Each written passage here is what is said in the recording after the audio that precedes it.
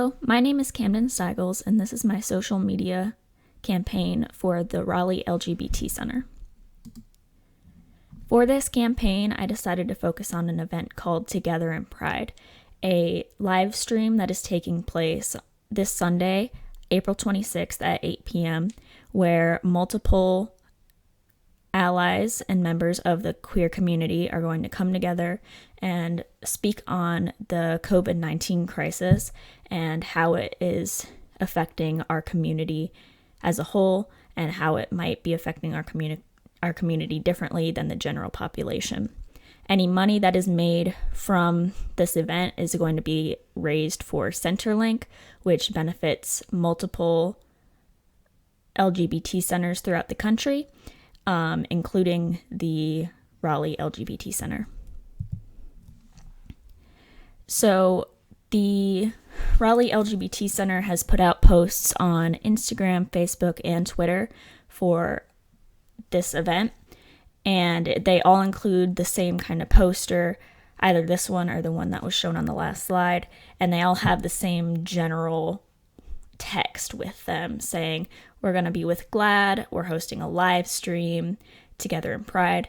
It all has the same very general information, and there's not very much difference between any of the individual platforms, despite there being differences of the audiences that might use those platforms.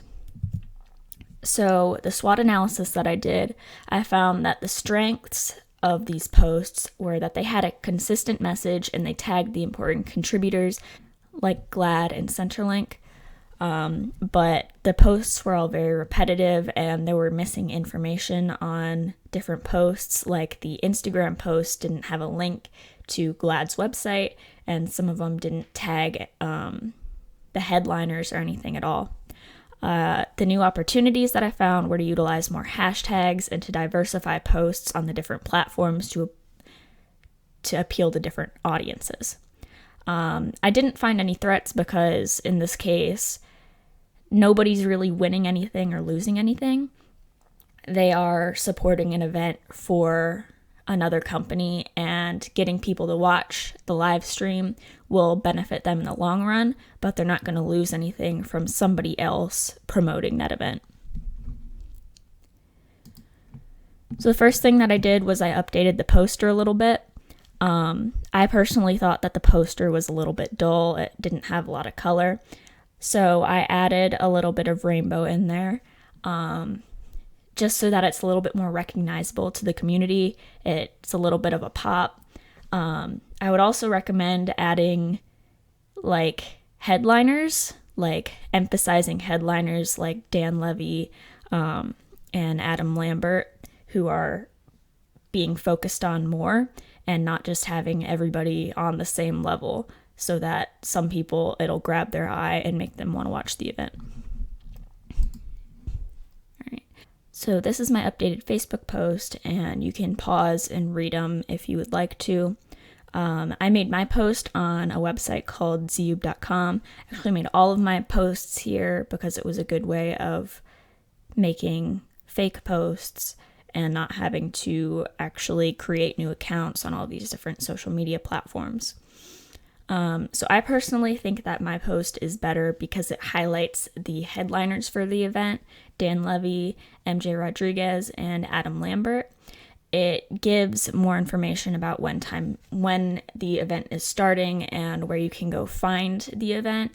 I think it's a little bit more friendly and a little less businessy. And it uses more hashtags so it can get more traction in different communities and get spread amongst a wider variety of people.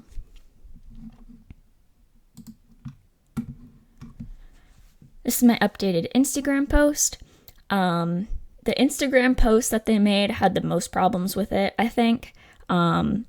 They were missing a lot of hashtags that they could have used. They didn't include as much information in the other two posts, and they didn't include the link that takes you to the GLAAD website so that you can see more information.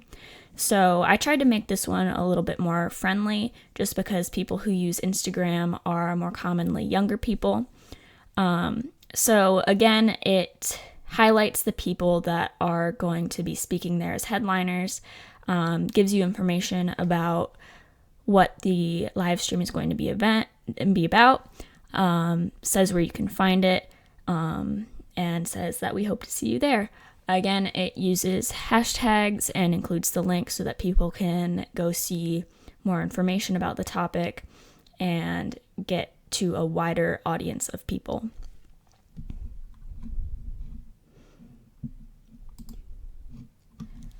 Finally, we have the updated Twitter post, and this one was the trickiest one to do just because there's a character limit on it, but I made it a bit more casual and a bit shorter just because people who use Twitter are often drawn more to shorter tweets. They don't want to read big paragraphs. That's what Twitter's about, is short, simple posts.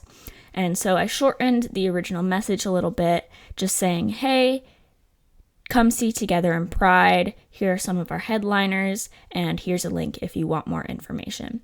That way it's short, it's sweet, you're still getting some of the information across, and they can go see more information if they're actually interested in it. Once again, we use the hashtags to get it across to more people, which were not utilized in the original post. So this is the final example of my social media posts as compared to what they had in the beginning. So as you can see, they're all slightly different from one another. They all include the same poster that has all the same information, but they're all slightly different depending on which of the social media platforms you come to.